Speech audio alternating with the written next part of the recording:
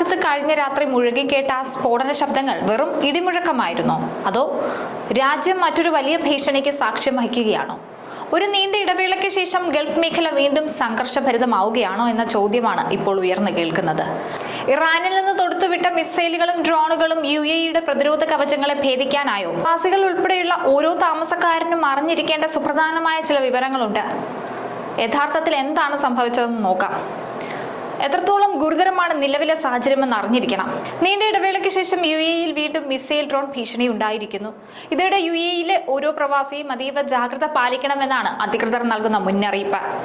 ഒരിടവേളയ്ക്ക് ശേഷമാണ് വീണ്ടും രാജ്യത്ത് മിസൈൽ ആക്രമണങ്ങൾ വ്യാപകമാകുന്നത്.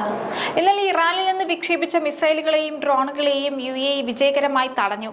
താൽക്കാലികമായി വെടിനിർത്തൽ പ്രഖ്യാപനം വന്ന സമയങ്ങളിൽ ഇത്തരം ആക്രമണങ്ങളിൽ നിന്ന് ആശ്വാസം ഉണ്ടായെങ്കിലും കഴിഞ്ഞ കുറച്ച് ദിവസങ്ങളായി ഗൾഫ് മേഖലയിൽ ഉടനീളം സംഘർഷങ്ങൾ വർദ്ധിച്ചുകൊണ്ടിരിക്കുകയാണ്. ഇറാൻ വീണ്ടും വ്യോമാക്രമണം തുടങ്ങിയ സാഹചര്യത്തിൽ രാജ്യത്തെ സ്കൂളുകളും യൂണിവേഴ്സിറ്റികളും ഓൺലൈൻ ക്ലാസുകളിലേക്ക് മാറി. വെള്ളിയാഴ്ച വരെ രാജ്യത്തെ വിദ്യാഭ്യാസ സ്ഥാപനങ്ങൾ ഓൺലൈനായി മാത്രമാകും പ്രവർത്തിക്കുക. ഇന്നലെ 3.5 മണിക്കൂറിനുള്ളിൽ 5 തവണയാണ് ഇറാൻ വ്യോമാക്രമണം നടത്തിയത്. 12 ബാലിസ്റ്റിക് മിസൈലുകളും 3 ക്രൂയിസ് മിസൈലുകളും 4 ഡ്രോണുകളുമാണ് പ്രതിരോധ മന്ത്രാലയം തകർത്തെറിഞ്ഞത്. ഈ മിസൈലുകൾ തകർക്കപ്പെടുമ്പോഴുണ്ടാകുന്ന ശബ്ദങ്ങൾ വിവിധ എമിറേറ്റുകളിൽ മുഴങ്ങിക്കേട്ടു. അതുകൊണ്ട് തന്നെ അത്തരം ശബ്ദങ്ങൾ കേൾക്കുമ്പോൾ പരിഭ്രാന്തരാകാതെ അധികൃതർ നൽകുന്ന നിർദ്ദേശങ്ങൾ എല്ലാവരും പാലിക്കണം. സംഘർഷം ആരംഭിച്ചതു മുതൽ ഇതുവരെ 549 ബാലിസ്റ്റിക് മിസൈലുകളും 2260 ഡ്രോണുകളുമാണ് UAE സൈന്യം ആകാശത്ത് വെച്ച് തന്നെ ഇല്ലാതാക്കിയത്. രാജ്യത്തെ ആധുനിക പ്രതിരോധ സംവിധാനങ്ങൾ എത്രത്തോളം കാര്യക്ഷമമായിട്ടാണ് പ്രവർത്തിക്കുന്നത് എന്നതിന്റെ തെളിവ് കൂടിയായിരുന്നു ഇന്നലത്തെ ദിവസത്തെ സംഭവങ്ങൾ. ഫുജൈറ പോലുള്ള മേഖലകളിൽ പരിക്കുകൾ റിപ്പോർട്ട് ചെയ്യപ്പെട്ടിരുന്നു. 3 ഇന്ത്യക്കാർക്ക് പരിക്കേറ്റതായിട്ടാണ് പുറത്തുവരുന്ന വിവരം. അവർക്ക് ആവശ്യമായ എല്ലാ ചികിത്സാ സൗകര്യവും ലഭ്യമാക്കിയിട്ടുണ്ട്. UAEയിൽ ഇതുവരെ ഏകദേശം 227 പേർക്ക് പരിക്കേറ്റതായിട്ടാണ് ഔദ്യോഗിക കണക്കുകൾ സൂചിപ്പിക്കുന്നത്. ഇതിൽ എമിറാത്തികൾ മുതൽ ഇന്ത്യക്കാർ, പാകിസ്ഥാനികൾ, ഫിലിപ്പീൻസിൽ നിന്നുള്ളവർ എന്നിങ്ങനെ 30ഓളം രാജ്യങ്ങളിൽ നിന്നുള്ളവരുണ്ട്. ഒപ്പം മരണസംഖ്യ 10ലേക്ക് എത്തിയതായിട്ടും വിവരമുണ്ട്. ഇതിൽ ഇന്ത്യ, പാകിസ്ഥാൻ, നേപ്പാൾ തുടങ്ങിയ രാജ്യങ്ങളിൽ നിന്നുള്ള സാധാരണക്കാരായ സിവിലിയന്മാരും ഉൾപ്പെടുന്നു. സംഘർഷങ്ങൾ പലപ്പോഴും സാധാരണക്കാരുടെ ജീവിതത്തെയാണ് ബാധിക്കുന്നത്.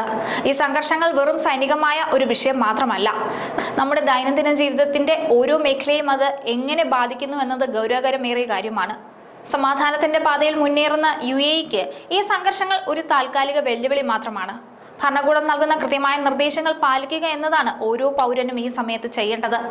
മരണസംഖ്യ 10ലേക്ക് എത്തിയെന്ന വാർത്ത വേദനിപ്പിക്കുന്നതാണെങ്കിലും കൂടുതൽ നാശനഷ്ടങ്ങൾ സംഭവിക്കാതെ രാജ്യം കാവലുണ്ട്. പരിഭ്രാന്തരാകാതെ ഒരുമിച്ച് നിൽക്കേണ്ട സമയം കൂടിയാണിത്. നിങ്ങളുടെ സുരക്ഷ നിങ്ങളുടെ കൈകളിലാണ്. യുദ്ധസമാനമായ സാഹചര്യങ്ങൾ സാധാരണക്കാരുടെ ജീവിതത്തെ പല രീതിയിലാണ് ബാധിക്കുന്നത്. സാമ്പത്തികമായ അനിശ്ചിതത്വം കാരണം പുതിയ തൊഴിലവസരങ്ങൾ കുറയുകയും നിലവിലുള്ള ജോലികളിൽ സ്ഥിരതയില്ലാത്ത അവസ്ഥ ഉണ്ടാവുകയും ചെയ്യുന്നുണ്ട്.